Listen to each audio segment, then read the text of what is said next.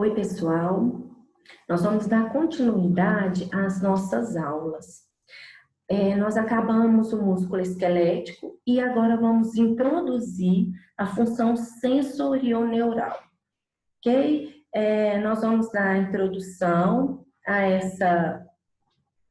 esse capítulo, que é Anatomia e Fisiologia Ocular. Eu quero falar com vocês o seguinte, que a gente, como curso de enfermagem, de técnico de enfermagem, a gente não precisa introduzir profundamente nas funções, a gente precisa ter noção da função, a gente precisa saber que existe, mas é na medicina que estuda fundo para saber. Por exemplo, foi até uma pergunta para conhecimento, isso é ótimo, sobre as contrações musculares, que existem várias, mas a gente precisa saber as duas que foram citadas. A mesma coisa, existem as constituições, por exemplo, a musculatura, a contração da musculatura. Vocês precisam saber que existem a miosina, a actina aproximando para formar um sarcômero. Tem várias ligações que vocês não precisam saber. Vocês podem ter conhecimentos, vocês podem pesquisar sem problema nenhum. Mas vocês precisam ter conhecimento que existe a actina, a miosina, que ela se aproxima, existe o sarcômero, como foi citado. Mas não precisam estudar profundamente. Quem estuda profundamente, para saber profundamente como funciona no curso de medicina. Tá, mas não, isso não impede que vocês podem se aprofundar e podem me perguntar também, que pode ser que eu não saiba, mas eu vou procurar saber. Ok? Então, agora nós vamos dar a introdução ao nosso estudo da função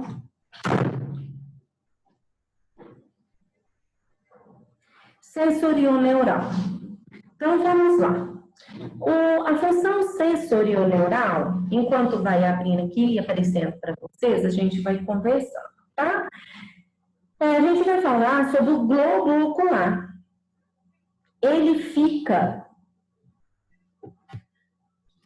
alojado na órbita. Ele se desloca-se por todos os campos de visão, através dos músculos extraoculares, que permitem a movimentação rápida, regular e uniforme dos olhos.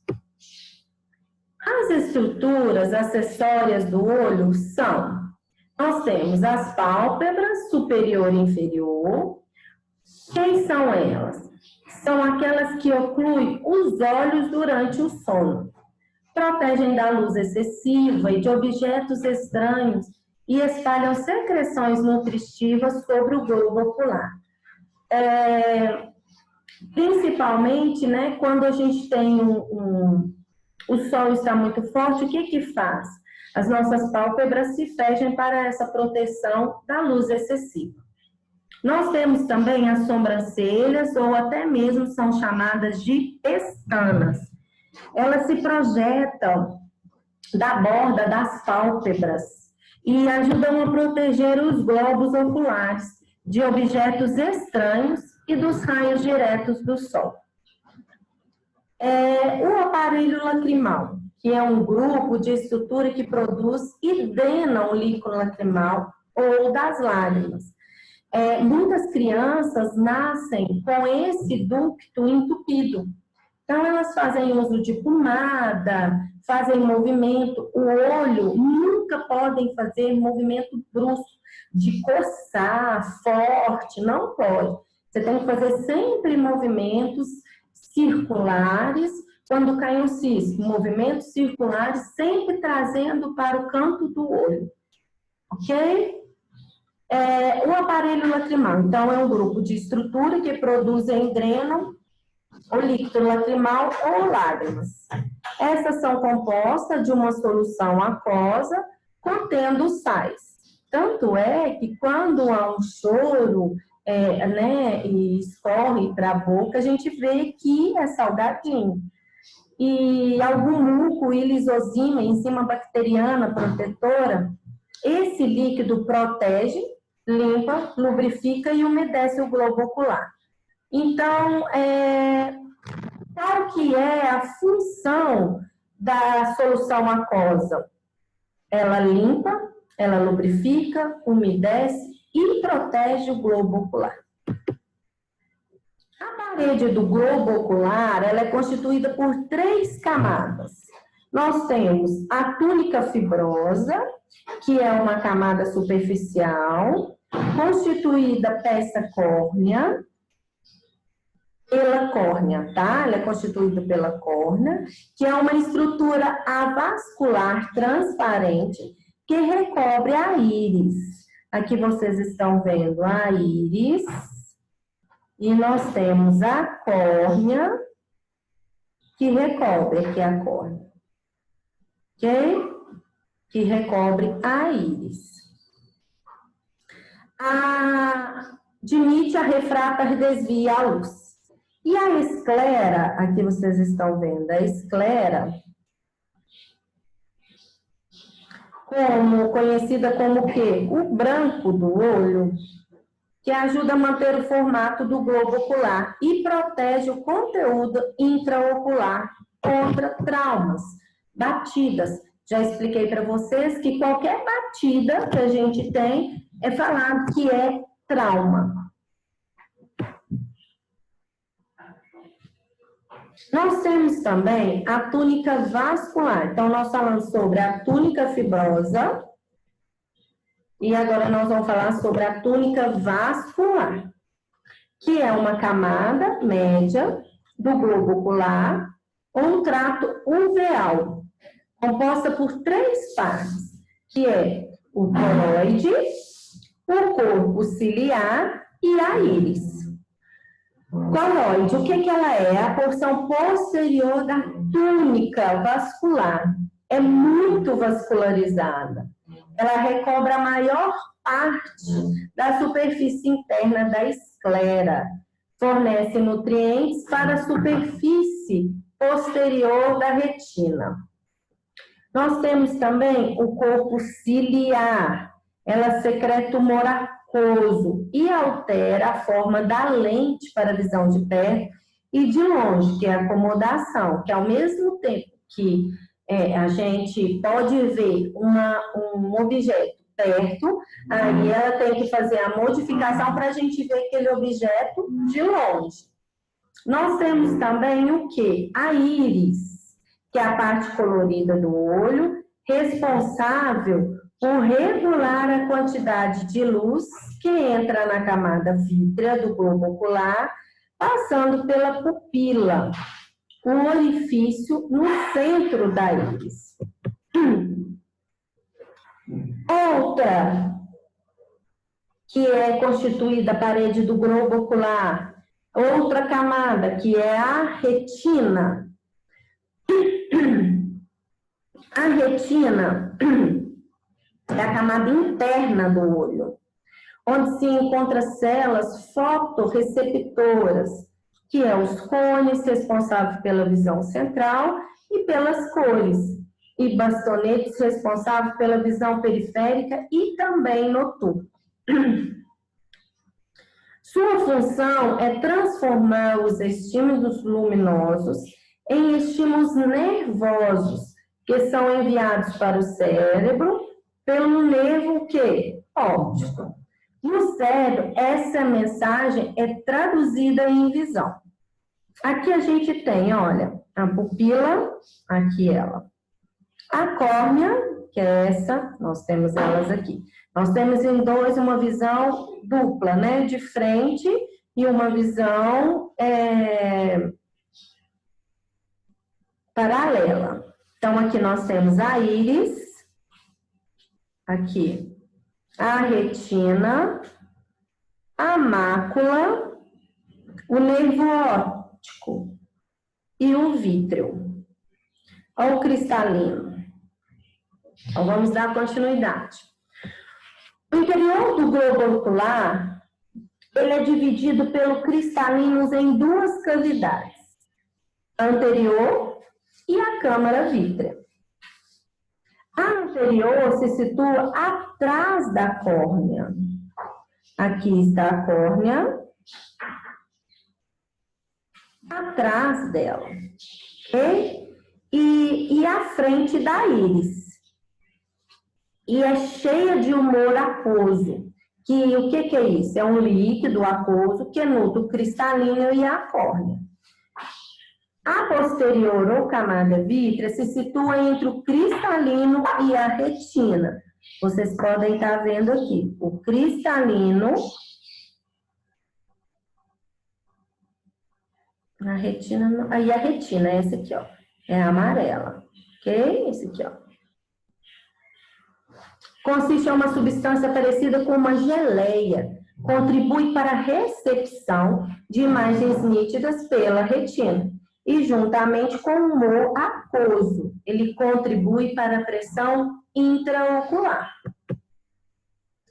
Para a formação da visão, a luz proveniente de determinado objeto, ela atravessa a córnea. O humor aquoso, a pupila, o cristalino e o humor vítreo e chega à retina. Então, ele atravessa esses todos até chegar à retina. Aí, ela é convertida em impulsos elétricos, que são levados ao córtex occipital através dos nervos e vias ópticas. No córtex, os impulsos eles são decodificados na forma de uma impressão visual. Para que a imagem seja enxergada corretamente, ela deve ser formada na retina, nem antes e nem depois. É bem teórico, tá? A gente tem que sempre estar indo e voltando, vendo o olho, pode pegar uma imagem ocular, sempre tem, a gente sempre tem a imagem do cristalino, da retina, da pupila, a visão como é transformada e voltada para a gente ter essa imagem.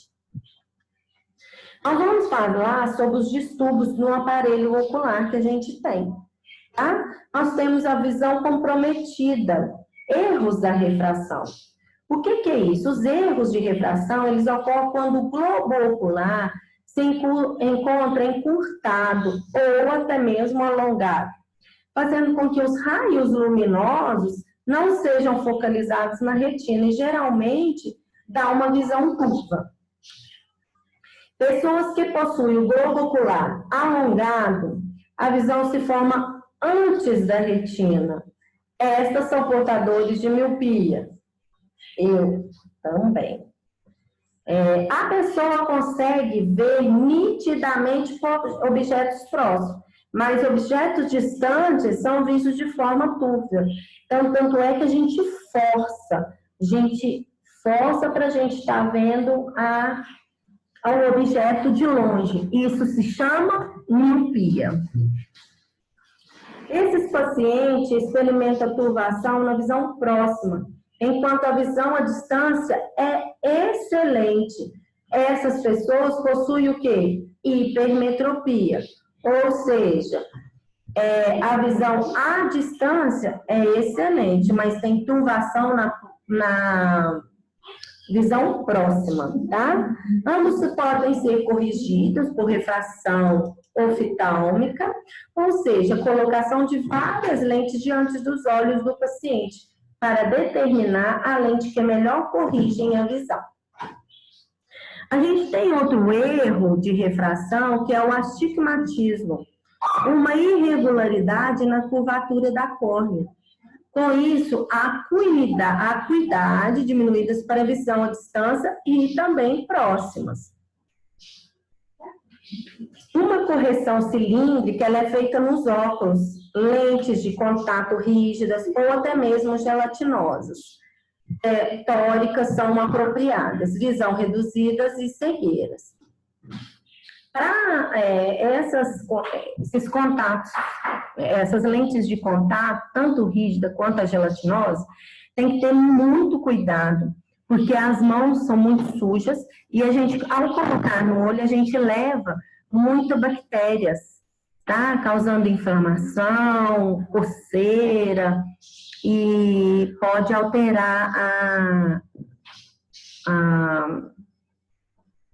pode alterar até a visão, tá? Isso tem que ter muito cuidado.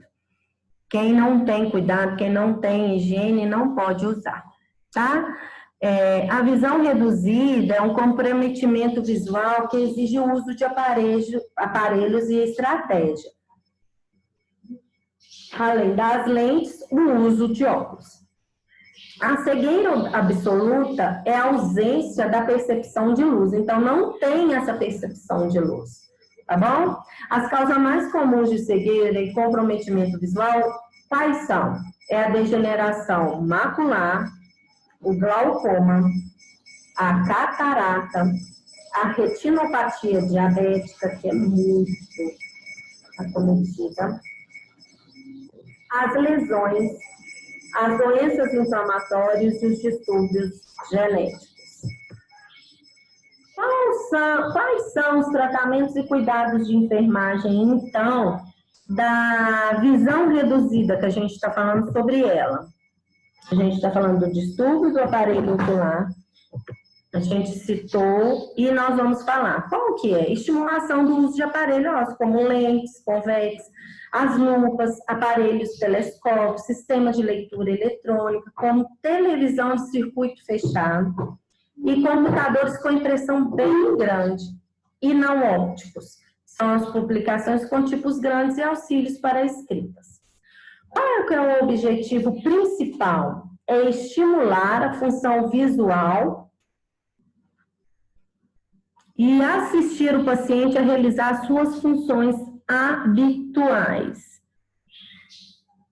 Esse é o tratamento e cuidado de enfermagem, principalmente na visão reduzida e na cegueira.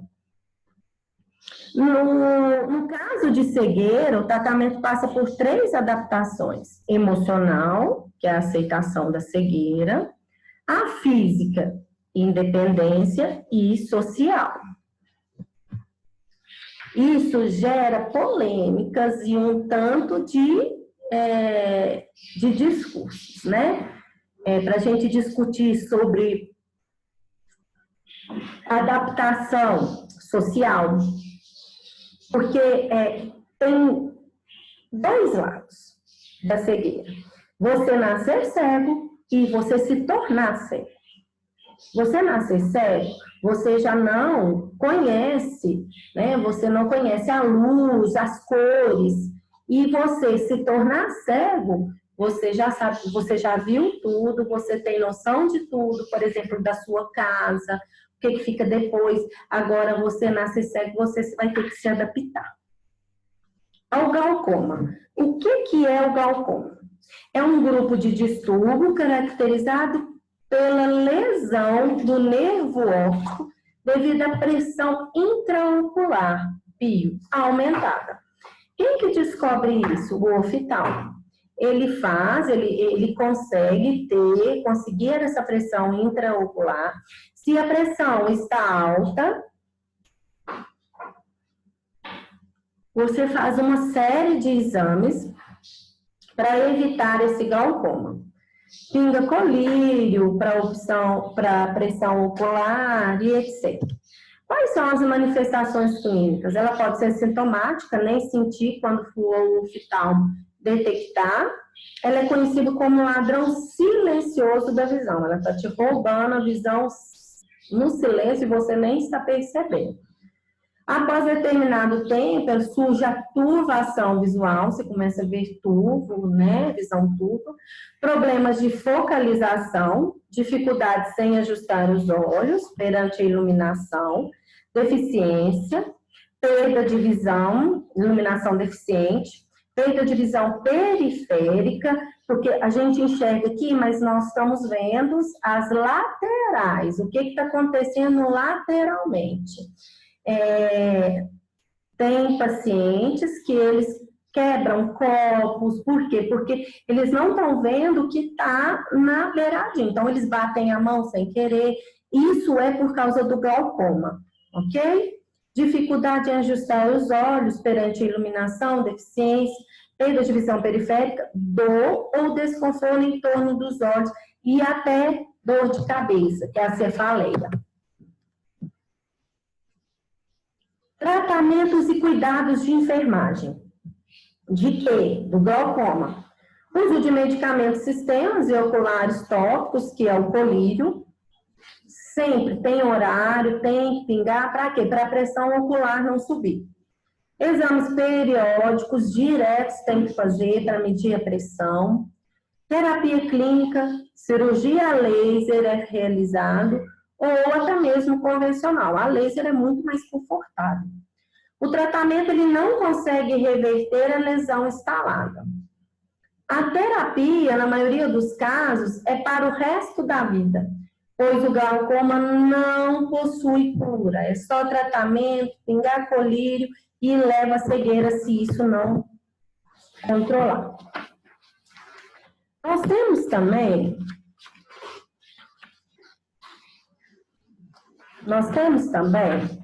a catarata. Qual que é a fisiopatologia da catarata?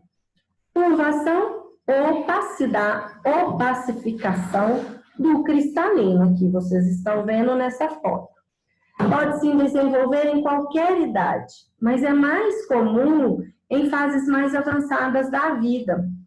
Ela acomete ambos os olhos, não tem direito ou esquerdo, pode ser ambos os olhos, os dois ou até mesmo só um, embora um seja mais acometido. As manifestações clínicas.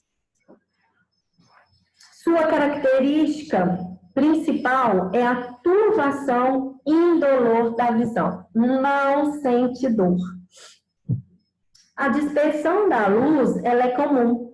A sensibilidade ao contraste e a ofuscação e a acuidade visual reduzida. Qual que é o tratamento e cuidados de enfermagem no caso da catarata? Nos estágios iniciais da catarata, óculos, lentes de contato, bifocais fortes ou lentes de aumento podem melhorar a visão. A redução da ofuscação com a luz apropriada e o posicionamento adequado da luz pode melhorar a leitura. Porém, não existe tratamento não cirúrgico que cure a catarata. Ou seja, tem que fazer cirurgia para retirada da catarata. E distúrbio da córnea. Distrofias da córnea. Vamos falar sobre essas distrofias. Ela é caracterizada por depósitos nas camadas da córnea.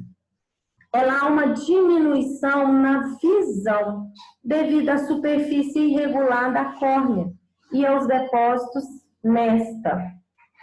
Então, era caracterizada por depósitos nas camadas da córnea. Então, com esses depósitos, o que acontece? Diminuição da visão.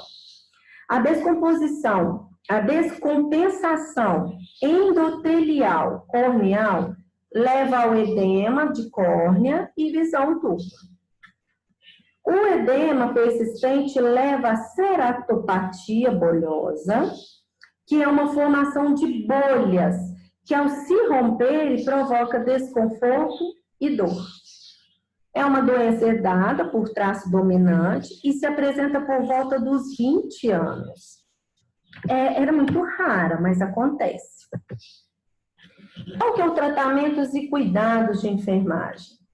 Pode ser sintomáticos, que é a partir de colírios e pomadas hipertônicas, para reduzir o edema, redução da pio.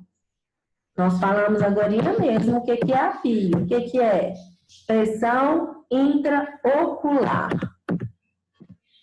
Então, é a redução da pio. Bandagem com lente de contato para achatar as bolhas. Proteger as terminações nervosas, corneais expostas e fornecer conforto ao paciente. O transplante ou enxerto de córnea é eficaz nos casos avançados. Nós vamos falar agora sobre a ceratocone. Isso é muito falado, eu ouço muito falar, que é um distúrbio hereditário, mas incidente em mulheres, com início na puberdade. Ele acomete em ambos os olhos. Ele é caracterizado por uma protuberância da córnea, que vocês podem estar vendo, com adelgaçamento progressivo na protrusão e astigmatismo irregular. Um dos sintomas é a turvação da visão. Você tem visão turva. E vamos ver aqui, vai falar qual que é o tratamento e cuidados de enfermagem. Nós temos as lentes de contato rígidas e permeáveis ao gás, corrigem o astigmatismo irregular e melhoram a visão. Tá? Até que esse tratamento não é tanto para correção da visão, mas essas lentes de contatos aqui colocam para adequar essa protuberância que tem nos olhos, na córnea. As necessidades da cirurgia foram reduzidas devido ao avanço no design das lentes de contato. Os transplantes de córnea é indicado quando a correção por lentes de contato não é mais eficiente. Aí tem que ter um transplante de córnea. Distúrbio da retina, descolamento da retina, sempre acontece quem tem o ceratocone, isso é muito perigoso, tá? Separação do epitélio pigmentado retiniano da camada sensorial. Quais são as manifestações clínicas? Não tem dor. O paciente se queixa de sombra ou cortina sobre a visão, teias de aranha, luzes em flashes intensos ou aparecimento súbito de nuvens. Existem diversos métodos cirúrgicos para o tratamento dos deslocamentos de retina, mas independente da técnica, o objetivo principal é obter um fechamento das rupturas retinianas, levando à construção da área atingida. Era isso que eu queria falar. Que não é tanto para lente, para correção, para não usar óculos ou alguma coisa assim, mas para fechar essas rupturas que tem nas retinianas. Ok? Nós temos também os distúrbios da retina. A perda da visão pode ser em decorrência da oclusão de uma veia ou artéria na retina. Essa oclusão ela pode ser devido à aterosclerose, à cardiopatia valvular, a estase venosa, hipertensão ou viscosidade sanguínea aumentada. Pode ocorrer oclusão da veia retiniana central, com diminuição da acuidade visual, variando da perda branca até perdas mais significativas. Essa oclusão do ramo da veia retiniana, ela pode ser assintomática ou provocar perda súbita da visão. Coisa horrível, né? E a oclusão da artéria retiniana central, em que é a súbita perda de visão e constitui uma emergência ocular, com certeza. Degeneração macular. A degeneração macular, ela caracteriza-se por diminutas manchas amarelas abaixo da retina. É mais comum em pessoas acima de 60 anos. A maioria dos pacientes não vivenciam perda total da visão, mas uma ampla gama de perda da visão. A visão central é a mais afetada, que é a periférica. Existem dois tipos de degeneração macular. Tipo seco, 85% a 90% das camadas externas da retina, elas se rompem lentamente. Não há tratamento conhecido capaz de lentificar ou curar.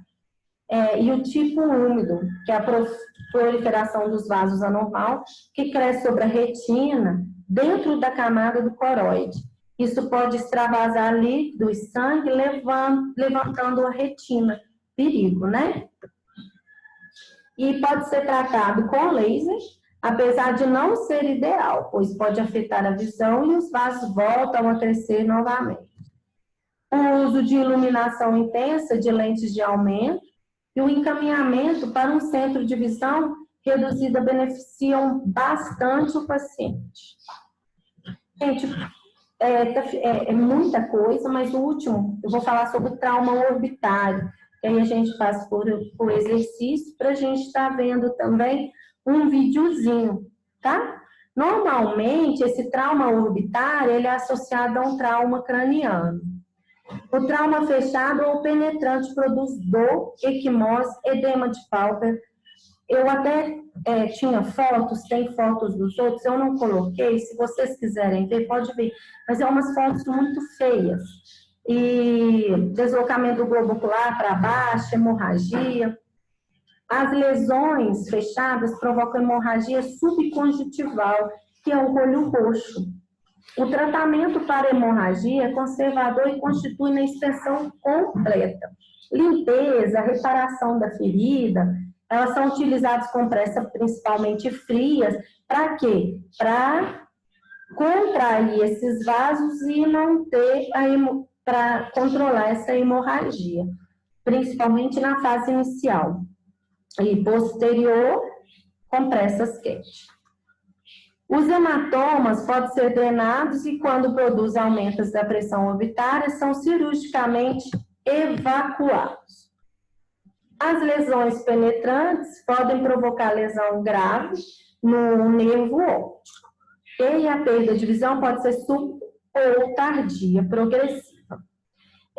Eu tenho um conhecido que teve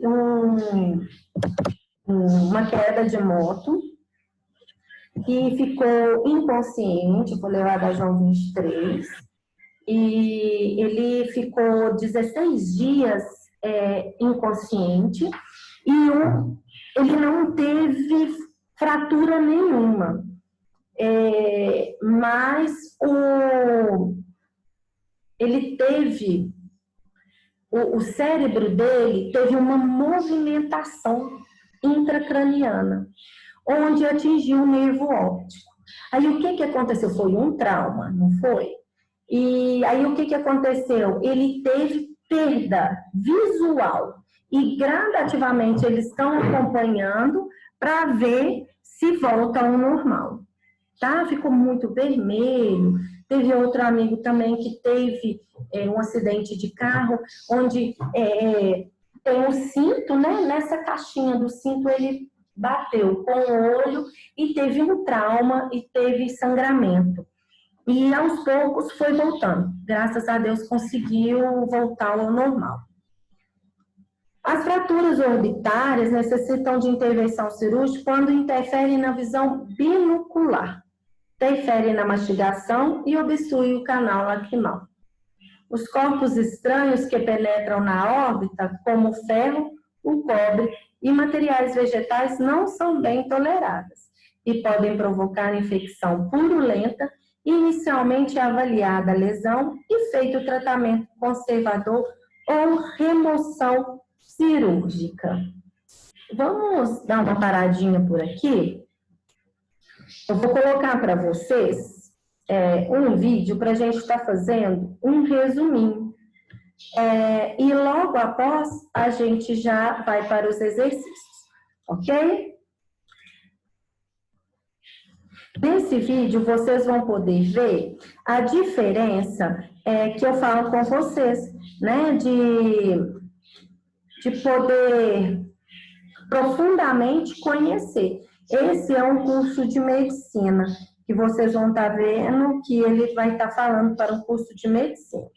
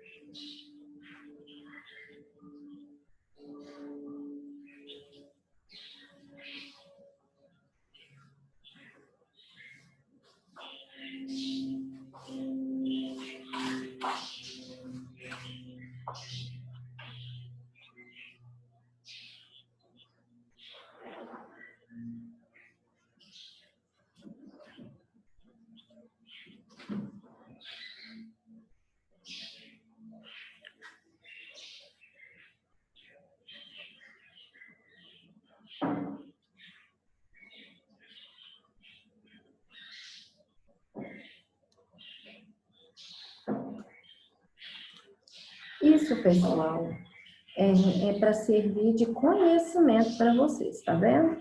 A gente não precisa ter esse conhecimento profundo, tá bom?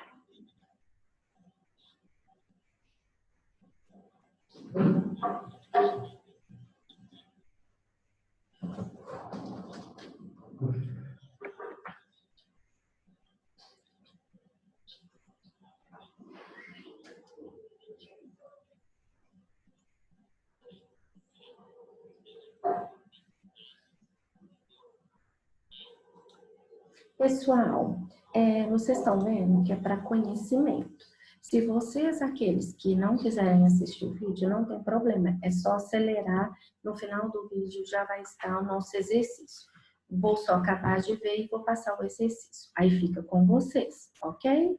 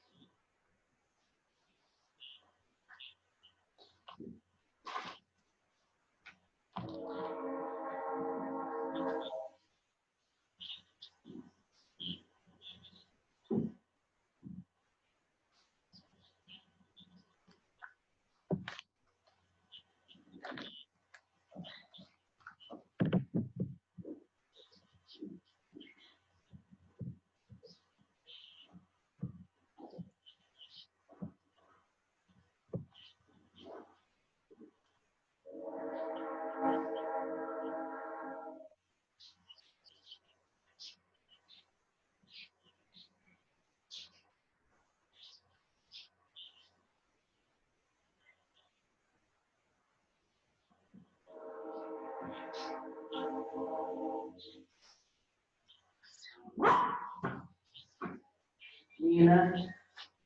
Nina.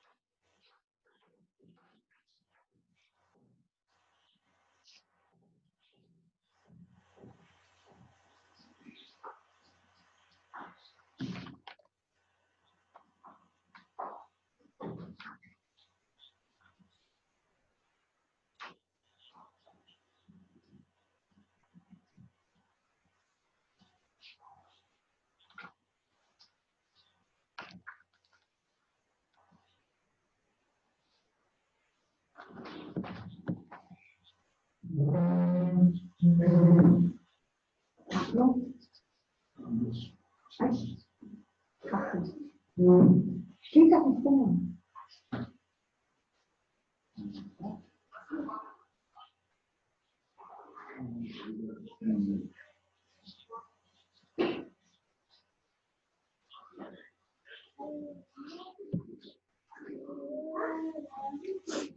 Não vai lançar? O celular.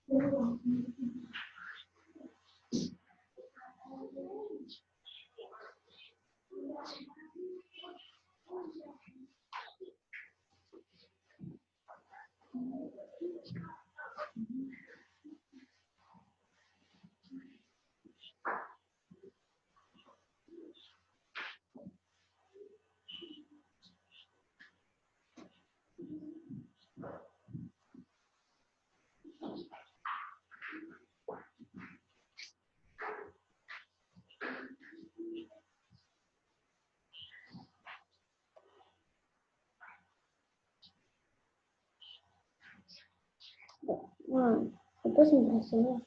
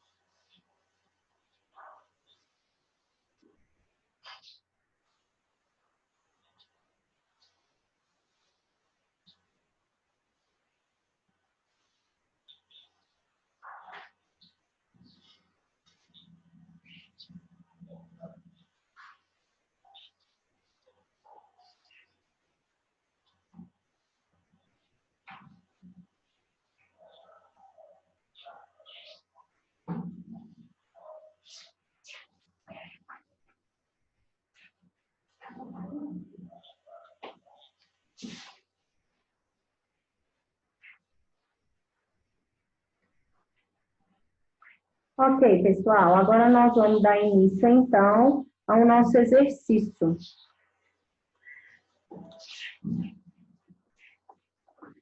Vamos lá?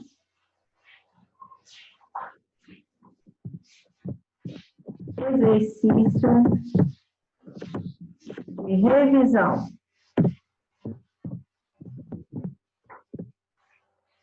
Ser realizado à mão, entregue dia 21/8.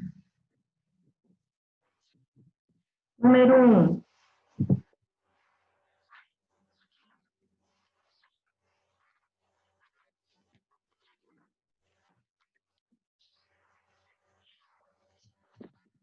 O que é líquido lacrimal? E quais são as suas funções? Número 2.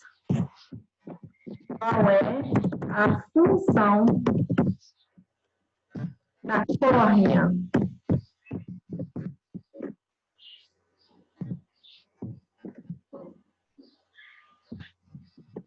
Vou apagar, porque isso é tudo maiúsculo.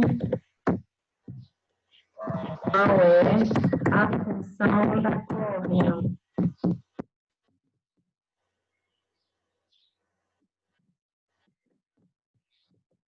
Ela é vascular ou avascular? Número 3. Quais são os componentes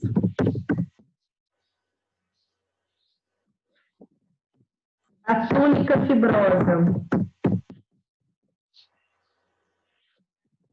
Vascular.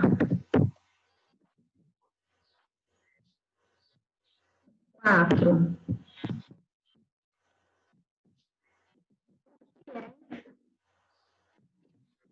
Teratocônio.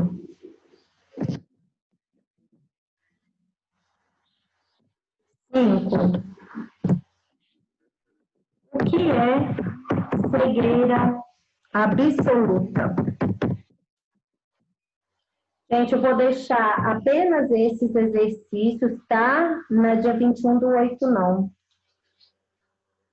É dia 28/8, tá bom? Que é dia 28.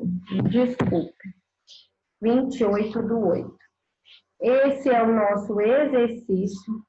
Quem não conseguiu acompanhar, né, a digitalização, pode apertar pause para estar acompanhando. E daremos continuação na próxima aula sobre esta matéria, tá bom? Um grande abraço. Se tiver alguma dúvida, podem deixar logo abaixo que estarei respondendo. Um grande abraço, fiquem com Deus.